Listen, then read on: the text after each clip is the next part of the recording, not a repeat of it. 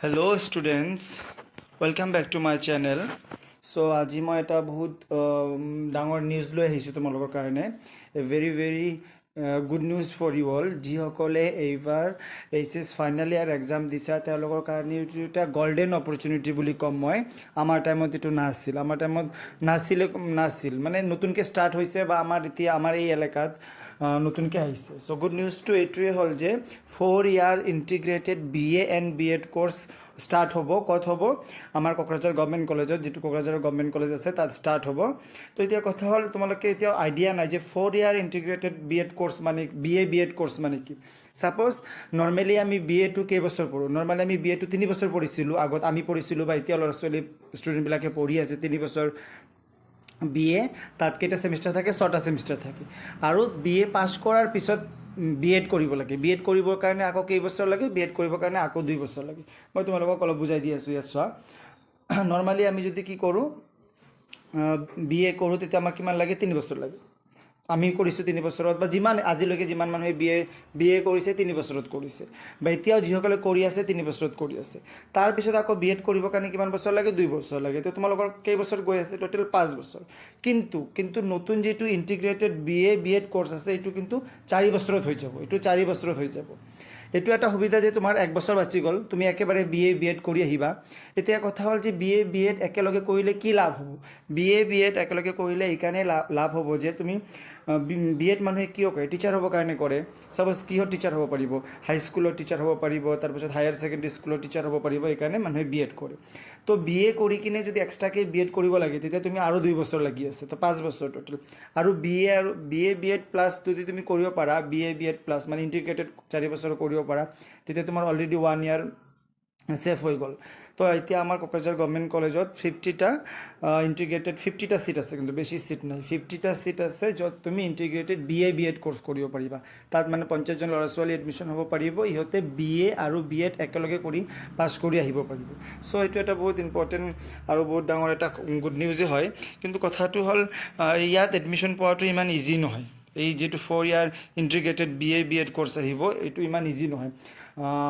এতিয়া তোমালোক 8টা ছেমিষ্টাৰ হ'ব, 8টা ছেমিষ্টাৰত তুমি আৰামে BEd কৰি আহিবা।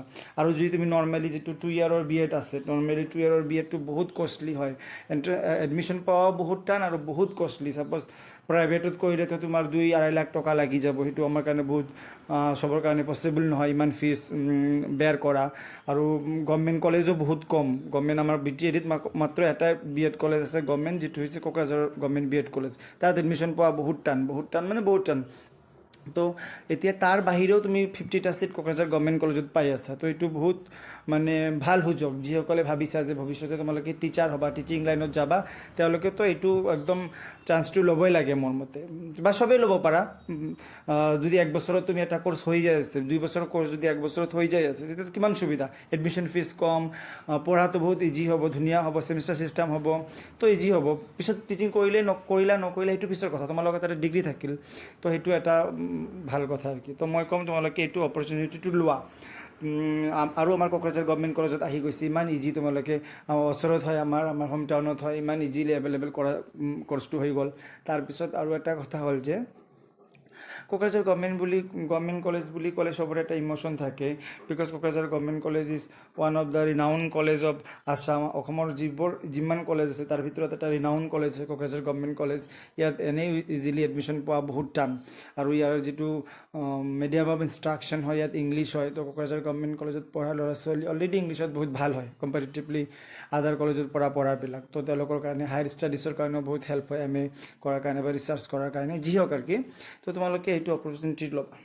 তো এতিয়া কথা হ'ল তোমালোকৰ হাই ছেকেণ্ডেৰী অলৰেডি আমাৰ যিটো আৰ্টছ ষ্ট্ৰীমৰ বা ছায়েন্স ষ্ট্ৰীমৰে হওক, আৰ্টছ ছায়েন্স চবেই কৰিব পাৰে কিন্তু এই কোৰ্চটো, এনেকুৱা কোনো কথা নহয় যে খালি আৰ্টছৰ হ'ব লাগিব। তাৰপিছত আৰু কথাটো হ'ল যে এইটো এডমিশ্যন কেতিয়া হ'ব, কেনেকৈ হ'ব, সেইবিলাক তোমালোকে কেনেকৈ জানিবা। অলৰেডি মই তোমালোকক প্ৰভাইড কৰি আছোঁ, অলৰেডি নটিফিকেশ্যন দিছে। এই যে এইটো নটিফিকেশ্যন মই তোমালোকক দি দিম, পাই যাবা তোমালোকে কোকৰাঝাৰ গভৰ্ণমেণ্ট কলেজত। মই PDF দি দিম যে Kokrajhar government college admission open from 2025-26 ছেশ্যনৰ কাৰণে BA BEd, ইয়াত লিখাই আছে চোৱা, BA BEdৰ কাৰণে হ'ব। Integrated teacher education programme start হৈছে। তো এইটোৰ জৰিয়তে কি কৰিব পাৰিবা তোমালোকে? এইটোৰ জৰিয়তে চোৱা কি আছে, কি হ'ব। 4 year integrated BA BEd course হ'ব। 3 বছৰ BA আৰু 2 বছৰ B.Ed-টো আগত 5 বছৰ লাগিছিল, কিন্তু এতিয়া কেইবছৰত হৈ যাব, 4 বছৰত হৈ গৈছে, তোমাৰ 1 বছৰ কমি আছে। তাৰপিছত এইটো এটা প্ৰফেশ্যনেল ডিগ্ৰী হ'ব টিচিঙৰ কাৰণে, টিচাৰ হোৱাৰ কাৰণে, প্লাছ মাল্টি ডিচিপ্লিনাৰী হ'ব, যিকোনো ষ্ট্ৰীমৰ ল'ৰা ছোৱালী পঢ়িব পাৰিব। আৰু NIP যিটো নিউ এডুকেশ্যন পলিচি আছে 2020, এইটো ষ্ট্ৰাকচাৰত হ'ব।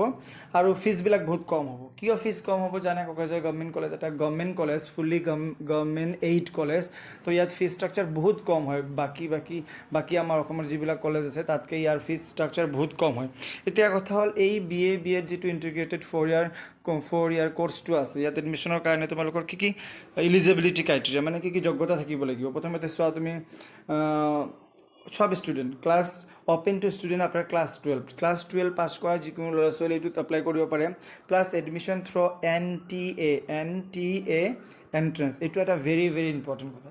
কিছুমানে যদি ভাবা যে মোৰ হায়াৰ ছেকেণ্ডেৰী পৰীক্ষা ইমান ভাল নহ'ল, মই পাৰ্চেণ্টেজ কম পাইছোঁ, তেতিয়াহ'লে মই কি জানো গভৰ্ণমেণ্ট কলেজত এডমিশ্যন নাপাম, মোৰ এতিয়া কি হ'ব, এনেকুৱা ভাবাৰ কোনো দৰকাৰ নাই। তুমি যদি হায়াৰ ছেকেণ্ডেৰীত পাৰ্চেণ্টেজ কমো পাইছা কিবা কাৰণত, ন' প্ৰব্লেম, বিকজ চবক এক্সামটো দিব দিয়া হ'ব। NTA এক্সামটো কণ্ডাক্ট কৰিব।